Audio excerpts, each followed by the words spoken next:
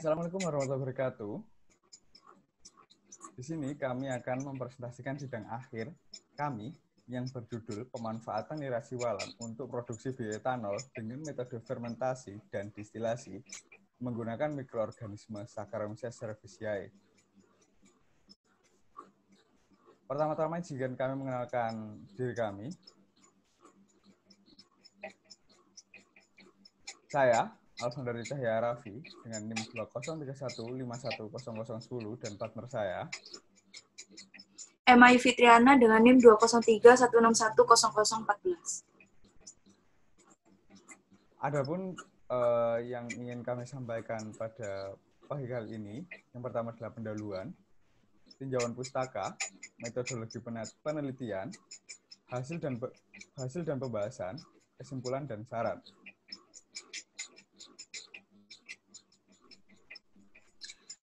Nah, selanjutnya yaitu pendahuluan. Untuk pendahuluan, outline-nya ada latar belakang, lalu ada rumusan masalah, lalu ada tujuan, dan ruang lingkup. Untuk latar belakang sendiri, sumber energi fosil merupakan sumber energi yang terbentuk karena adanya proses alamiah berupa pembusukan organisme yang telah mati ratusan juta tahun yang lalu. Nah, untuk contoh-contohnya yaitu ada minyak bumi, ada gas bumi, dan batu bara. Nah, di sini telah ditampilkan sebuah data di mana data sumber daya minyak bumi yang ada di Indonesia dari Ditjen Migas 2014. Selanjutnya masuk pada bauran energi nasional, di mana di sini telah disediakan data penyediaan energi baru terbarukan di tahun 2025. Sebanyak 23% adalah energi baru terbarukan, di mana salah satunya adalah bioetanol.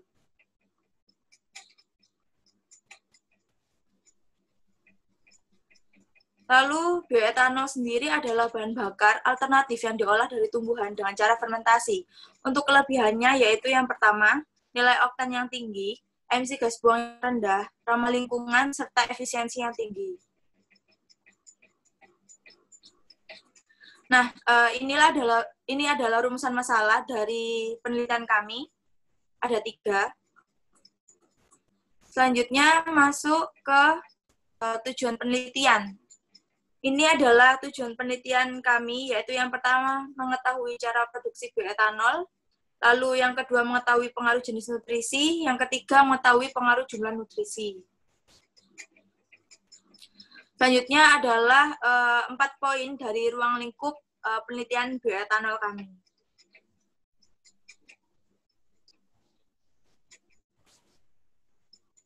Adapun tinjauan pustaka dari beberapa penelitian kami, yang pertama adalah bioetanol, dan yang kedua adalah siwalan, yang ketiga adalah Saccharomyces cerevisiae itu sendiri, yang keempat adalah nutrien,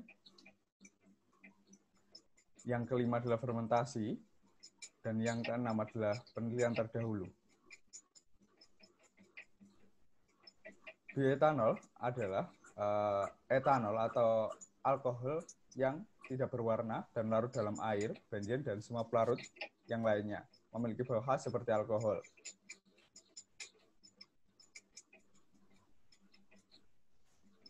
Adapun klasifikasi dari nirasiwalan, yang seperti yang sudah ditampilkan di slide, dan memiliki beberapa kandungan protein, lemak, dan sukrosa, glukosa, serta kalsium. Dan ini nirasiwalan tersendiri memiliki kandungan fruktosa dan glukosa dan sukrosa yang seperti ditampilkan, dan memiliki beberapa karakter, yaitu yang sudah ditampilkan di slide. Salah satunya adalah baik pada 30 derajat Celcius dan pH 4,8. Dan nutrien sendiri adalah untuk pertumbuhan dari yeast. Yang pertama yang dibutuhkan adalah nitrogen, karbon, serta HOP atau hidrogen, oksigen, dan fosfor. fermentasi sendiri sangat perlu di salah satu bagian pada penelitian kami, yaitu adalah proses metabolisme yang menghasilkan energi dari gula dan molekul organik lain, serta tidak memerlukan oksigen atau sistem transfer elektron. Adapun penelitian terdahulu dari bioetanol, yang pertama adalah dari Beli Marta J. Silaban, dan yang kedua adalah Meilani M., serta yang ketiga adalah Santi Sinta, dan yang keempat adalah Muhammad Rijal, yang kelima adalah Setiawati Diarestu, dan yang keenam adalah Devi Esteria, dan yang ketujuh adalah Tinus T. Turnip, dan yang ke-8 adalah Elia Simanjuta, serta ke-9 adalah Herwinatri Octavia.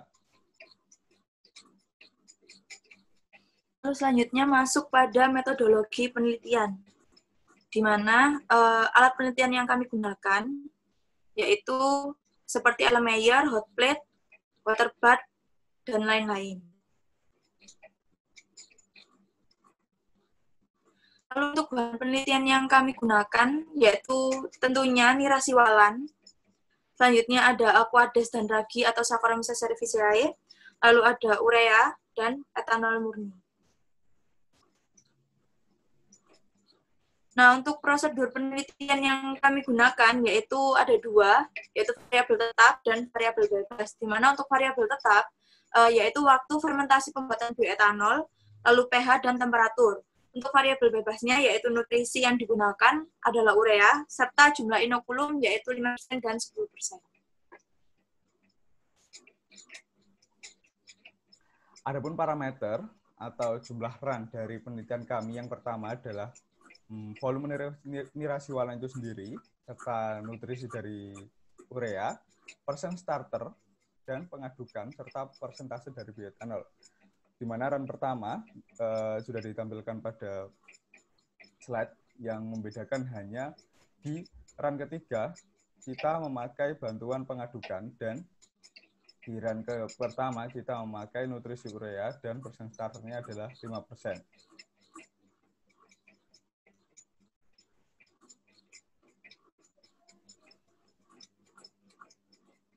Adapun tahapan penyiapan inokulum, di mana pertama adalah menyiapkan 100 ml nirasiwalan, selanjutnya adalah mensterilkan nirasiwalan selama 15 menit pada temperatur 121 derajat Celcius, dan selanjutnya adalah menambahkan ragi 5% dan nutrisi sesuai variasi percobaan kami.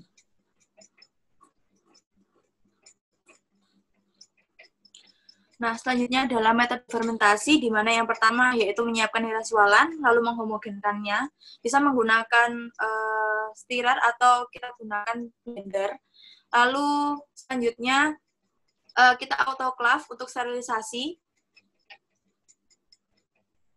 Setelah itu nirasiwalan yang telah disterilisasi akan ditambahkan ragi dan ditambahkan dengan nutriennya atau urea. Setelah itu akan dimasukkan pada alat fermentasi. Ya, setelah dipakai ke alat fermentasi atau dengan hasil dari proses fermentasi tersebut, kemudian akan didestilasi pada suhu atau temperatur 78 derajat Celcius. Adapun jadwal penelitian pada yang kami lakukan mulai dari Februari sampai dengan Agustus. Nah, selanjutnya adalah hasil dan pembahasan, di mana yang pertama adalah kurva komposisi dari etanol. Nah, dari kurva komposisi etanol ini kita memiliki dua, yaitu kurva komposisi etanol air dan metode densitas, lalu kurva komposisi etanol air dengan metode indeks bias. Untuk densitasnya akan digunakan alat manometer, dan untuk metode indeks biasnya akan digunakan refraktometer dengan melewatkan cahaya ke dalamnya.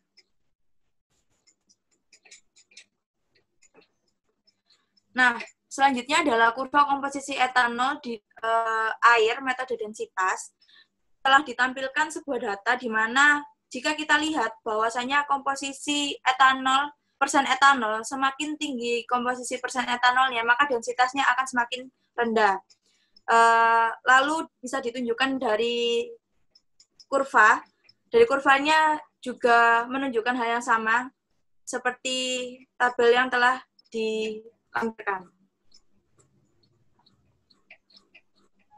Adapun kurva komposisi etanol air dengan metode indeks bias sudah ditampilkan di slide.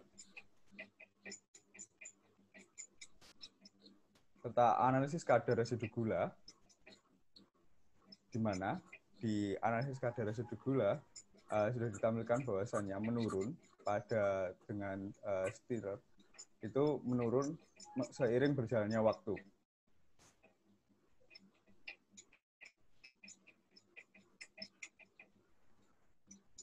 Kita masuk ke selanjutnya adalah analisis kurva pertumbuhan mikroorganisme, di mana Saccharomyces berkembang biak dengan cara membelah diri melalui budding cell. Reproduksinya dapat dipengaruhi oleh beberapa faktor, yaitu keadaan lingkungan, serta jumlah nutrien yang tersedia bagi pertumbuhan selnya itu sendiri. Saccharomyces cerevisiae banyak digunakan untuk produksi etanol karena mempunyai toleransi yang tinggi terhadap alkohol, laju fermentasi cepat, dan menghasilkan yield etanol yang tinggi terhadap etanol, menurut Cotter dan Ceriasi 1993. Di samping kanan sudah kita tampilkan kurva pertumbuhan mikroorganisme dari Saccharomyces cerevisiae menurut penelitian kami, di mana ada beberapa titik.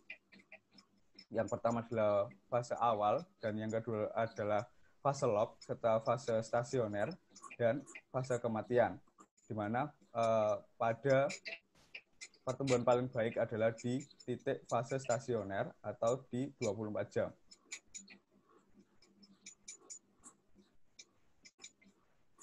Selanjutnya adalah pH fermentasi, di mana telah ditampilkan data untuk waktunya 0 jam, 24, dan 48 jam. Dengan dan pertama pH-nya 6, lalu di 24 jamnya pH-nya 6, dan di 48 jamnya pH-nya 5, dengan hasil etanolnya adalah 1,7 mili.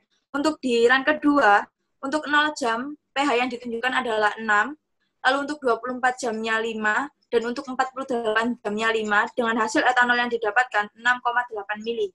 Dan untuk run yang ketiga, untuk waktunya di 0 jam, mendapatkan 9 untuk pH, lalu di 24 jam 8, dan 48 jam 8, dengan hasil etanol yang didapatkan 7 mili. Nah, untuk keterangannya, di run pertama, kami menggunakan starter terdiri dari 5% urea dan 5% yeast, dan tanpa stirrer. Dan untuk di run kedua, starter terdiri dari 10% urea dan 5% yeast, dan tanpa stirrer. Lalu untuk di run ketiga, starter terdiri dari 10% urea dengan 5% yeast dengan stirrer. Nah, selanjutnya telah ditampilkan kurva yang telah kita buat dari data yang telah penelitian kami lakukan. Di sini bisa kita lihat bahwasanya pada percobaan 1, percobaan 2, dan percobaan 3 sebenarnya tidak beda jauh.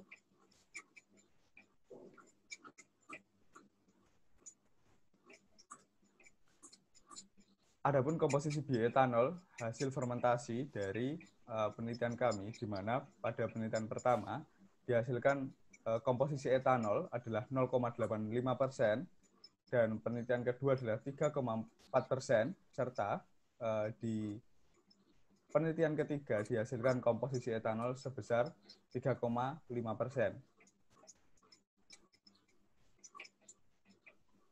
Perbandingan dengan penelitian yang relevan, di mana kurva pertumbuhan mikroorganisme. Pertumbuhan mikroorganisme terjadi dalam 4 fase, yaitu fase awal, fase eksponensial, fase stasioner, dan fase kematian. Pertumbuhan Saccharomyces cerevisiae mengalami peningkatan hingga pada hari ke-4, dan pada hari ke-5 pertumbuhan Saccharomyces mengalami penurunan. Saccharomyces cerevisiae memasuki fase kematian ketika jumlahnya yang memulai menurun, menurut Wahyono dan kawan-kawan 2011. Hal ini karena metabolit primer bioetanol yang dihasilkan bersifat racun bagi Saccharomyces cerevisiae itu sendiri.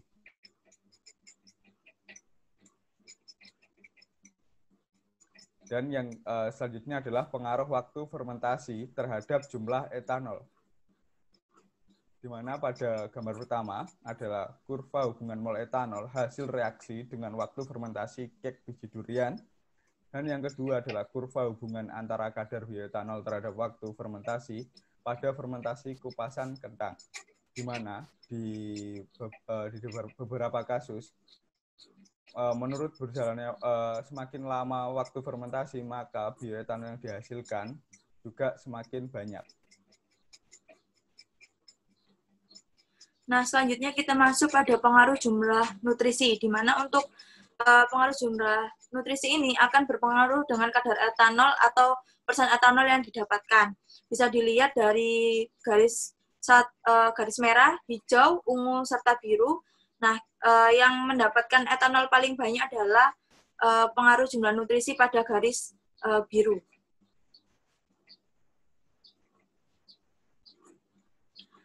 Lalu pengaruh jumlah starter terhadap jumlah bioetanol.